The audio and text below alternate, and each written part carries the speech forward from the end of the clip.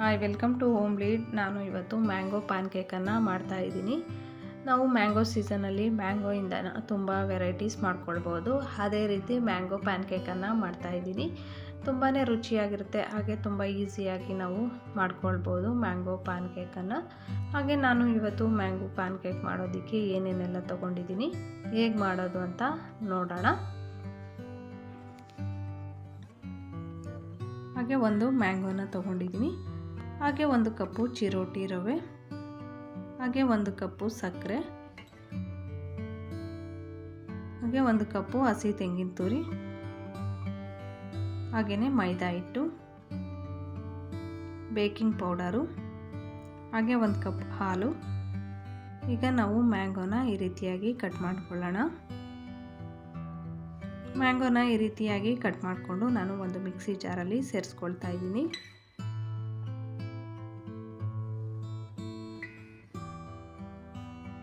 ಮ್ಯಾಂಗೋನ ಸೇರಿಸ್ಕೊಂಡ ನಂತರ ಹಾಗೆ ನಾನು ಇದಕ್ಕೆ ರವೆನ ಸೇರಿಸ್ಕೊಳ್ತಾ ಇದ್ದೀನಿ. ಹಾಗೆ 1 ಕಪ್ಪು ಸಕ್ಕರೆನ ಸೇರಿಸ್ಕೊಳ್ತಾ ಇದ್ದೀನಿ. ಈಗ ಇಷ್ಟನ್ನು ಗ್ರೈಂಡ್ ಮಾಡ್ಕೊಳ್ಳೋಣ.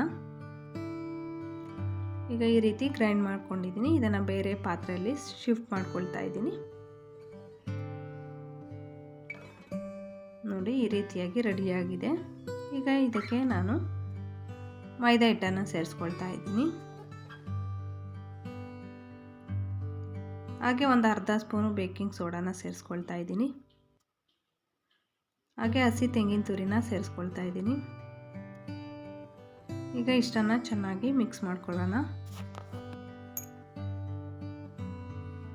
ಈ ರೀತಿಯಾಗಿ ಚೆನ್ನಾಗಿ ಮಿಕ್ಸ್ ಮಾಡ್ಕೊಳ್ಬೇಕು ದೋಸೆ ಹಿಟ್ಟಿನ ಹದಕ್ಕೆ.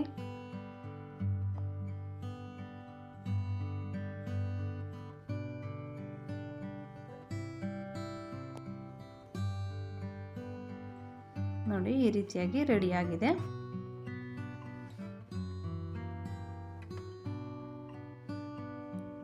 ಈಗ ಸ್ಟವ್ ಮೇಲೆ ಒಂದು ಪ್ಯಾನನ್ನು ಇಟ್ಕೊಳ್ಳೋಣ.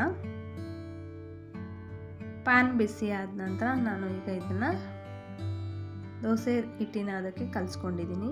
ಈ ರೀತಿಯಾಗಿ ಹಾಕ್ಕೊಳ್ತಾ ಇದ್ದೀನಿ.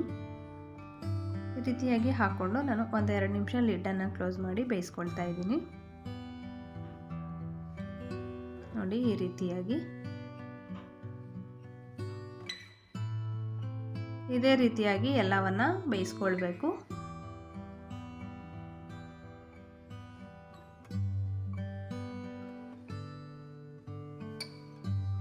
ಇದೇ ರೀತಿ ಮತ್ತೊಂದನ್ನು ನಾನು ಬೇಯಿಸ್ಕೊಳ್ತಾ ಇದ್ದೀನಿ. ಇದೇ ರೀತಿಯಾಗಿ ಎಲ್ಲವನ್ನ ಬೇಯಿಸ್ಕೊಂಡಿದ್ದೀನಿ ನಾನು. ಹಾಗೆ ಸ್ಟವ್ ಮೇಲೆ ಒಂದು ಪಾತ್ರೆನ ಇಟ್ಕೊಂಡಿದ್ದೀನಿ. ಹಾಗೆ 1 ಕಪ್ಪು ಹಾಲನ್ನು ಸೇರಿಸ್ಕೊಳ್ತಾ ಇದ್ದೀನಿ. ಹಾಗೆ ಇದಕ್ಕೆ ಸಕ್ಕರೆನ ಸೇರಿಸ್ಕೊಳ್ತಾ ಇದ್ದೀನಿ. ಹಾಲು ಚೆನ್ನಾಗಿ ಬಿಸಿ ಮಾಡ್ಕೊಳ್ಬೇಕು. ಈ ರೀತಿ ಬಿಸಿಯಾಗಿ ಇದು ತಣ್ಣಗಾಗೋದಕ್ಕೆ ಬಿಡೋಣ ಸ್ವಲ್ಪ ಹೊತ್ತು. ಈ ರೀತಿ ತಣ್ಣಗಾದ ನಂತರ ಇದನ್ನು ನಾನು ಪ್ಯಾನ್ಕೇಕ್ ಮೇಲೆ ಸೇರಿಸ್ಕೊಳ್ತಾ ಇದ್ದೀನಿ. ನೋಡಿ, ಇದೇ ರೀತಿಯಾಗಿ ನೀವು ಮನೆಯಲ್ಲಿ ಪ್ಯಾನ್ಕೇಕನ್ನು ಮಾಡ್ಕೊಳ್ಳಿ. ಹೇಗಿತ್ತು ಅಂತ ಕಮೆಂಟ್ಸಲ್ಲಿ ತಿಳಿಸಿ. ಹಾಗೆ ನಮ್ಮ ಚಾನಲನ್ನು ಸಬ್ಸ್ಕ್ರೈಬ್ ಆಗಿ ಸಪೋರ್ಟ್ ಮಾಡಿ. Thank you for watching.